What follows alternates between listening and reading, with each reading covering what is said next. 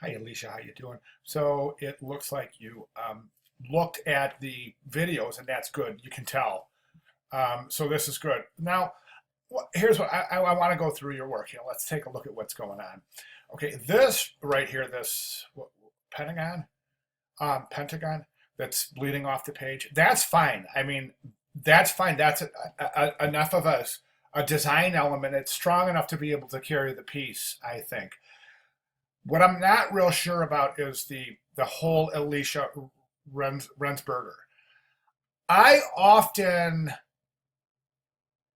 steer students towards creating a designer's logo, and I think one of the most effective ways of going about that is just a simple monogram. Or maybe not so simple monogram, but the idea is to be able to identify yourself. I mean, without throwing your name out there on every page. Do you know what I'm saying? Excuse me, sorry. So I mean, don't get me wrong. This is good. You're definitely heading in the right direction. But I want you to take a look at some things. And I just have looked up monogram design, and I think this will work very well for a student. These are kind of cool. Some of these are kind of cool, but I think those are even getting a little bit too much. But if we go back to that, let me see, where the heck was I? Whoops. If we go back to this guy right here and take a look at some of these, like a really classy monogram, something like this, um, something like this or this, nothing quite this elaborate, something like this, you know what I'm saying? I mean, I think that would really, really be a nice, tasteful, classy way to represent yourself, as opposed to using your whole name in this Comic Sans esque typeface. This is good though. I like that. Well, first of all, I'm going to say go ahead with a white background from your reading. That's highly recommended is to use a white background. But this is a good call going from whatever way you're introducing yourself through this design motif, whether it be your name or a logo as I recommended.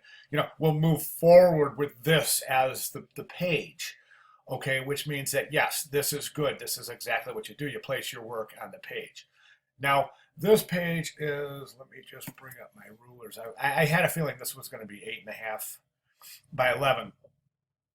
Have you thought about that? Why 8.5 by 11?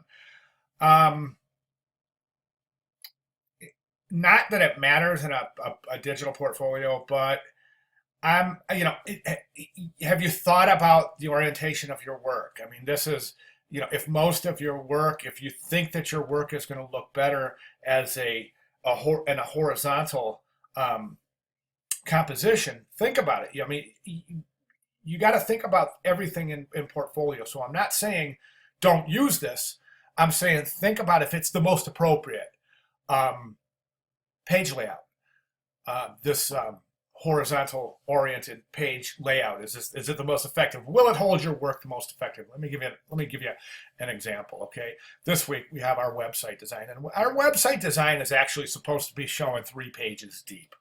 Okay, so let's say you need to show 3 pages deep, and I think it's a good idea to keep this confined to 1 page, which means you have to show 3 pages this size consistently in a grid in basically this area right here. Can it be done? I don't know. It's going to be difficult. It's going to take some experimentation, but it has to be done one way or another. That's why I'm saying really think about the orientation of your page. I don't want you to get halfway through your portfolio and come over and go, God, this is not going to fit here no matter what I do. Do you see what I'm saying?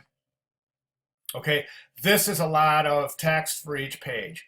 I'm going to suggest very, very little text, and I'm also going to suggest you use a sans serif typeface, more modern, something that will accommodate this shape a little better, like maybe a Futura or one of the Universe family. That's not going to play well with this Comic Sans-esque thing typeface. So I would reconsider that as well. So that's why, again, I suggested Monogram. Okay, so think about that. Page looks great. Web page looks awesome. Good job. And publication design it looks really good too. I'm seeing something I want to comment on, and I'm seeing it right here.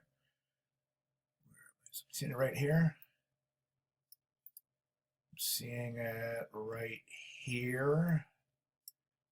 I'm seeing it here and here. And that's, you have a tendency to want to center your type.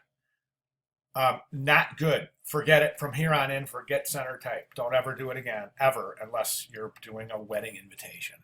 Okay, always either justified, complete justified, or left left aligned, right rag. It's more common in the design world, so that's not a very common or looked upon way to set your type. Okay, so this looks great. This piece I think looks great. Very, very nice. Very nice. So great job this week, and move forward with that. But you are definitely, good job keeping up with the videos, because you're definitely heading in the right direction. Okay, cool. Thanks, Alicia. Good job.